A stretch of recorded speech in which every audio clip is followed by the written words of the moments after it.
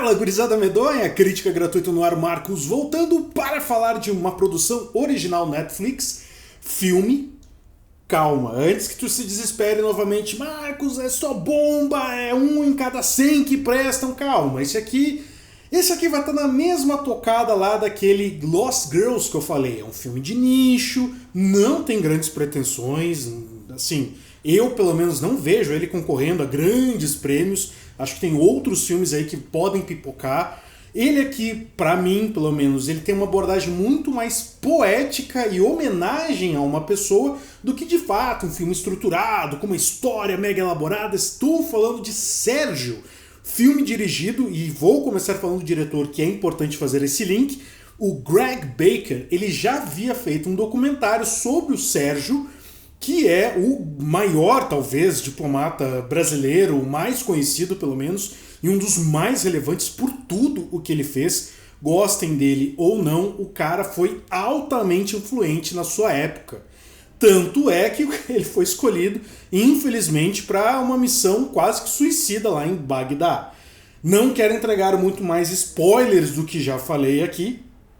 A história, como eu disse, ela tem uma pegada muito mais poética. Se tu quer a verdade um pouco mais crua e visceral de quem foi Sérgio, da sua importância para as Nações Unidas e o que ele fez de fato, procure esse documentário de 2009 que é dirigido pelo Greg Baker.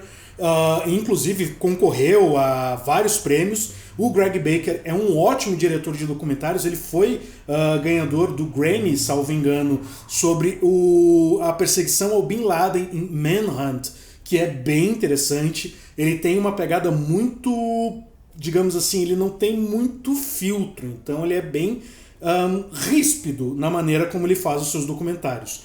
Ao contrário daqui, neste filme, protagonizado por Wagner Moura, que faz aí já o próprio Sérgio. Temos uma interpretação muito diferente do que a gente está acostumado do Wagner Moura.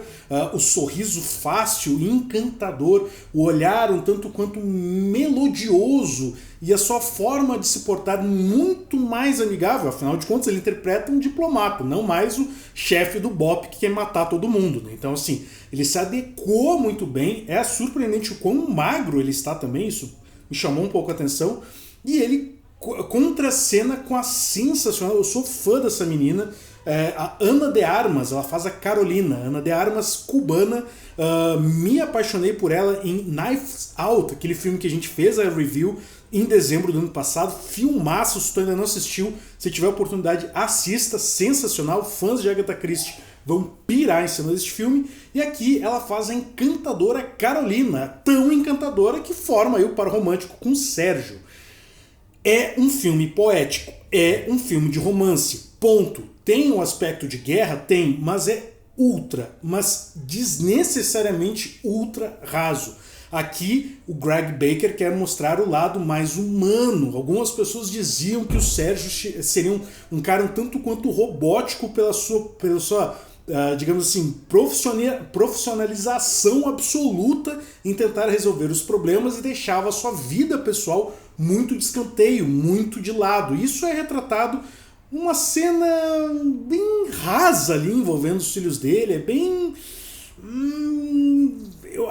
eu entendi onde é que o diretor queria chegar, mas não sei se foram as crianças, a maneira como foi feito, ficou um pouco piegas, assim. E eu acho que piegas é um termo que vai pipocar muito a respeito deste filme. É muita melação, é muito amor, cara. E tipo assim, chega uma hora que dá uma cansadinha. A química entre o Wagner Moura e a Ana de Armas, pelo menos pra mim, foi estupidamente convincente. Cara, se eu vejo os dois andando na rua, eu penso que é um casal que, sei lá, se pediu em namoro na semana passada.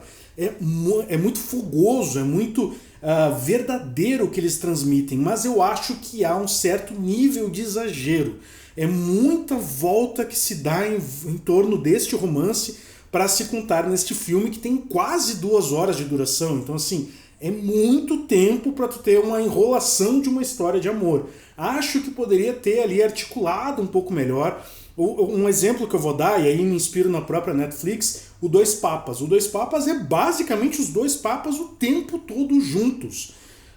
E não se torna desinteressante o que eles estão discutindo ali, a maneira como eles discutem, a maneira como eles enxergam o mundo.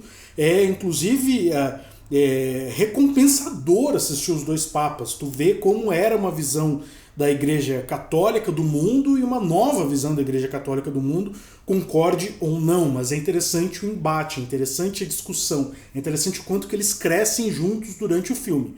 Um mais do que o outro, mas enfim. E aqui, cara, eu acho que estava tudo tão nítido e claro o que ia acontecer no primeiro encontro deles em diante, que eu acho que tu podia cortar uma meia hora de filme. Fácil, fácil, fácil, fácil. Então tu tem uma tentativa de humanização extrema de uma personalidade que era altamente reconhecida. Muitos dizem que ele ia acabar assumindo o lugar do Kofi Annan, que é um dos maiores símbolos da ONU, se não é o maior de todos os tempos. Mas eu acho que essa coisa de humanizar o personagem cansou um pouco. Não é ruim, eu acho que é um filme interessante, ele tem ali seus méritos, o Wagner Moura tá um cara completamente diferente. Eu não me lembro, pelo menos, assim, e aí eu gosto de deixar isso muito bem claro, velho. Eu vi isso numa discussão agora num grupo de Facebook. Ai, porque o Wagner Moura é esquerdista, ele é terrorista, ele é chapista, velho. Foda-se o posicionamento político do cara, tá ligado? A gente tá vendo o ator aqui. E ele, como ator, eu acho que... Eu não me lembro de nada que eu tenha visto com ele, nem mesmo o seu começo de carreira, que seja algo de cunho duvidoso. Cunho duvidoso talvez tenha sido aquele show totalmente desnecessário que ele fez com a galera do Legião Urbana, mas deixa isso pra lá, deixa essa porra cair no esquecimento. Ele, como ator, gosto demais. E aqui ele me surpreendeu muito. Ele tá muito fora da curva. Eu não imaginava que ele pudesse entregar o que ele entregou neste filme. Gostaria de vê-lo em outros filmes dessa mesma pegada, mas talvez com menos açúcar ali. Tá muito açucarado o filme. Isso cansa um pouco. Ana de Armas, ela é apaixonante. Ela rouba a cena porque a personagem dela, ao mesmo tempo que passa uma certa fragilidade, ela é pequena, ela tem um rostinho de muito nova, parece que ela vai quebrar a qualquer momento, ela lida com problemas muito, muito, muito grandes e consegue convencer quando está em tela. Ela é sensacional, fica novamente a dica de Knives Out, se não me engano o título em português é Entre Facas e Segredos, vale muito a pena. E ela vai ser a próxima Bond Girl, filme que infelizmente teve que ser adiado devido ao coronavírus, deve ser lançado, salvo engano, novembro ou dezembro ainda deste ano. Nota para o filme. Voltando aqui, aspectos técnicos, gosto de como ele foi filmado. Falta a mão ali em algumas cargas dramáticas para melhor trabalhar aspectos que necessitam de um pouco mais de atuação. Então, assim, eu acho que faltou um pouquinho mais de mão. O Wagner Moura e a Ana de Armas carregam o filme todinho nas costas. Depende só deles. Os outros personagens são muito dispensáveis, assim, tipo, não fazem diferença pro filme. Sendo muito sincero, assim, eu acho que um filme nota 7.5 tá mais do que justo. Entra naquele filão ali que eu falei de Lost Girls, ou seja, não é um filme que vai mudar a tua vida, mas ele pode te fazer repensar algumas coisas, ele é interessante.